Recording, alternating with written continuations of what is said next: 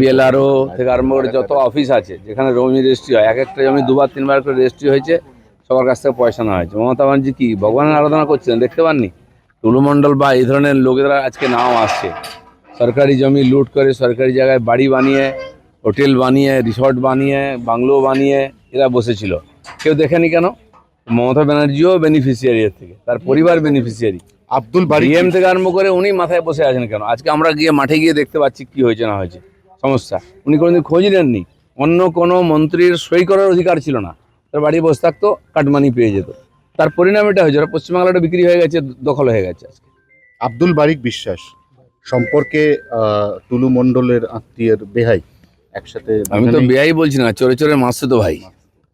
এ সমস্ত নেক্সেস যারা করছে, দেখুন একটাকে টানুন, সব ডোর বেরোবে, কোথাতে কোথাও সম্পর্ক আছে, শেষ পর্যন্ত কালীঘাটে গিয়ে পৌঁছে যায়, সেখানে কেউ হাত দেয় না। তো এই জন্য এক জায়গায় হাত পড়েছে, এবার ধীরে ধীরে কান টানলে মাথা পর্যন্ত চলে আসবে, অপেক্ষা করুন। তার মানে একটা নেক্সাস, যেটা আপনারা বারবার বলেন বা বলতেন যখন বিরোধী দলে ছিলেন, অনুব্রত মণ্ডল বীরভূম, সেখানে একটা 500 কোটি টাকার স্ক্যাম আছে। এই 500 কোটির মধ্যে এইগুলোই কি সমস্ত টাকা? কারণ সোনা যেগুলো উদ্ধার হয়েছে এগুলো ইন্ডিয়ান মেড নয়, এগুলো সুইজারল্যান্ডের সোনা, এগুলো ভারতে পাচার করে গোপনে আনা হয়েছে। দেখুন, আজ কেষ্টমণ্ডলকে ধরা পড়েছে বা খোলাখুলি করতো বলে সবাই জানতেন, আপনারাও জানতেন। ওইখানকার কোনো মিডিয়ায় কোনোদিন একটা তার বিরুদ্ধে লেখেনি। সেইখানকার মিডিয়ার লোকেরা এখানে সল্টলেকে নিউ টাউনে এসে ফ্ল্যাট কিনেছে, তারা সবার উপকার পেয়েছেন। তার বিরুদ্ধে একটা কোনোদিন লেখেনি কেউ, একটা এফআইআর কেউ করেনি। শুধু কেষ্টমণ্ডল নেই, আজকে ছোটো ছোটো বড় বড় কেষ্টমণ্ডল সমস্ত জেলাতে আছে, তৈরি করা হয়েছে। ওরা হোলসেলার, হ্যান্ডলার, ওখান থেকে টাকা পয়সা তুলে কালীঘাটে পাঠাতো। তো এখন সেই পুলিশরাও জানতো। এখন সরকার পাল্টেছে, তো শুরু হয়েছে ধরপাকড়, এক একটা ইনকোয়ারি হচ্ছে। একদিন সিবিআই পর্যন্ত পৌঁছতে পারেনি, সোর্স পায়নি, এবার এই পুলিশই সমস্ত খুঁড়ে বার করছে। মদন মিত্র বলেছেন, আমি কোনো দিকেই যাব না, আমি এবার শ্মশানের দিকে যাব। এগুলো তাৎপর্যপূর্ণ মনে হচ্ছে। এত তাড়াতাড়ি বললে আগে শ্মশানের দরজা খুলবে? অনেক আছে ভোগান্তি এখনো। আপনারা যা করেছেন, আমি চ্যালেঞ্জ করছি মদন মিত্রকে। এখন একটা হোটেল দখল করেছে ওনার এক চেলা, তারা আমার কাছে এসছে, আমি সেখানেও পুলিশ কারবাই করাবো। উনি গিয়ে কোথাও মাল খান বলে সে হোটেলটা ছাড়ছে না, লিজ বাদ দিয়ে। এরকম বহু ঘটনা আছে। এখন তো আমরা কমপ্লেন করিনি, পুলিশ যেটুকু করছে। এই ধরনের ঘটনা হাজার হাজার আছে, এক একটা নেতার পিছনে ঘটনা আছে, আর সব বার করবো আমরা, কাউকে ছাড়া হবে না। এনসিপিআই খুব বিড়ম্বনায় পড়েছে। এনসিপিআই এখনো পর্যন্ত 20, এই সংখ্যাটা 2 আজকের মধ্যে কমে যেতে পারে, আগামীকাল সেই সংখ্যাটা কমে 17 হতে পারে। সমস্যা যেটা হবে শুধু এনসিপিআই নয়, অভিষেক বন্দ্যোপাধ্যায় তাদের সঙ্গে কারা কারা আছেন এই মর্মে তো ওম বিড়লাকে চিঠি দিয়েছেন। এবার সেই চিঠিটা বারবার রিড্রাফট করতে হবে, অতএব বিষয়টা এখন একদম জগাখিচুড়ি পাকিয়ে গেছে। দেখুন, টিএমসি পার্টিটা প্রথম থেকেই জগাখিচুড়ি ছিল, এখনও তাই আছে। যে কটা ভোটে জিততো ওরা, গায়ের জোরে জিততো, পুলিশ দিয়ে মারপিট করে জিততো। ইলেকশন যদি সত্যি সত্যি হয়, সব জায়গায় ফল তার মতো রেজাল্ট হবে, 4th পজিশন, জামানত জব্দ হবে।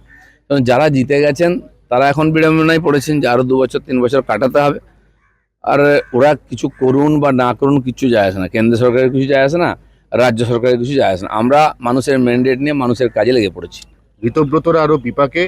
বর্ধমানের স্বামী স্ত্রী, তারা সক্রিয় তৃণমূল কর্মী, তারা জেলা শাসককে চিঠি দিয়ে বলেছেন, আমাদের 2টো ভোট, আমাদের যিনি জেতা বিধায়ক, আমরা মমতা দিকে দেখে ভোট দিয়েছি, আমাদের থেকে ভোট পেয়ে ওরা ওই দলে ভিড়েছে, ওদের ভোটগুলো আমরা ফেরত চাই। কি গ্যারান্টি আছে ওরা ওকেই ভোট দিয়েছে? আমি যদি বলি ওনারা বিজেপিকে ভোট দিয়েছেন, কোনো প্রমাণ আছে? এসব নাটক চলবে, এইসব নিয়ে মানুষ যেন বিভ্রান্ত না হয়। যারা একদিন ড্রামা করেছে, লুটপাট করেছে, তাদের কথা ভুলে যাওয়াই শ্রেয়, নাহলে শরীর স্বাস্থ্য খারাপ হবে ভেবে চিন্তে। 19 বছরের অপেক্ষা, এই অপেক্ষা কাটিয়ে আজকে অবসান এবং তারপরে ফেরা। তাসলিমা নাসরিন ফিরছে। তসলিমা নাসরিন ফিরতে পারেন, আসতে পারেন, সরকার যদি মনে করে তাকে পারমিশন দিতে পারে। তার বাংলাদেশ থেকে বিতাড়িত হয়ে উনি পশ্চিমবাংলায় ছিলেন। যারা বাংলা করেন, ওপার বাংলা থেকে টেররিস্ট থেকে আরম্ভ করে সেলিব্রিটি অনুপ্রবেশকারী নিয়ে আসেন, তারা তসলিমা নাসরিনকে কোনোদিন জায়গা দেন না। আজ বর্তমান সরকার পাল্টেছে, আমরা গণতন্ত্রে বিশ্বাস করি। আইন অনুযায়ী যদি ওখান থেকে পলায়ন করে নেতারা এখানে থাকতে পারে এসে, তো উনি কেন আসতে পারবেন না? সরকার মনে করে পারমিশন দিক, আসুন, তার বক্তব্য লোকে শুনবে।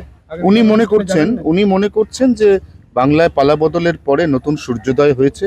রাস্তায়, কলকাতার রাস্তার মোড়ে মোড়ে ওনার ছবি, উনি খুব খুশি ব্যক্তিগতভাবে। আপনাদের সরকার ওনার ছবি কে লাগিয়েছে আমি জানি না।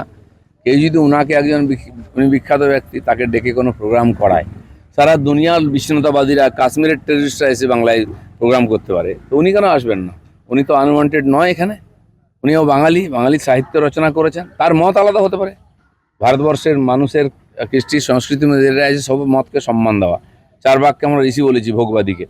তো উনি আসবেন, ওনার বক্তব্য কেউ শুনবে, কেউ যদি মানবে, কারো বাধ্যবাধকতা নেই, কিন্তু তাকে না আসতে কেউ মানা করতে পারে না। দাদা 3 তারিখে ব্রাজিলের সঙ্গে ভারত বনাম ব্রাজিলের এবারের বিশ্বকাপের অন্তত 4-5 জন তারকাও সেখানে খেলবেন। প্রথম কথা, আপনি একজন ক্রীড়াপ্রেমী মানুষ, আপনি দেখতে যাবেন কিনা, আর এই বিষয়টাকে আপনি ওভারঅল কি চোখে দেখছেন? দেখি, আমার কাছে তো নিমন্ত্রণ আসুক, দেখি, খোঁজ খবর নিই। 3 তারিখ আছে, 3রা অক্টোবর, পুজোর আগে। ভালো একটা ভালো ফেস্টিভ্যাল হবে। মেসিকে নিয়ে এসে যে কালিমা লিপ্ত হয়েছে বাংলার ফুটবল, কমপক্ষে ব্রাজিলকে নিয়ে এসে এটা ধোয়ার একটা সুযোগ এসছে, পাপ ধোয়ার। বাঙালি ফুটবল প্রেমী, ফুটবলের প্রেম রয়ে গেছে, ফুটবল আর নাই পশ্চিমবাংলায়।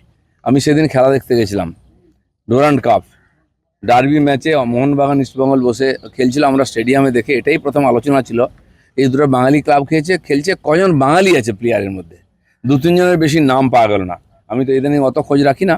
তো এই হচ্ছে বাঙালির ফুটবল, যেখানে বাঙালিই নাই।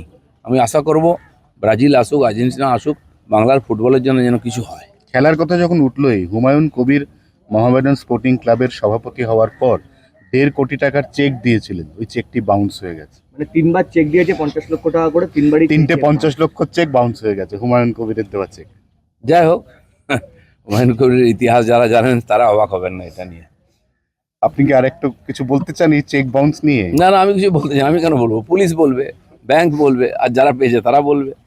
বাউন্স তো উনি নিজেই সবসময় বাউন্স হতে থাকেন, চেক তো সাধারণ ব্যাপার।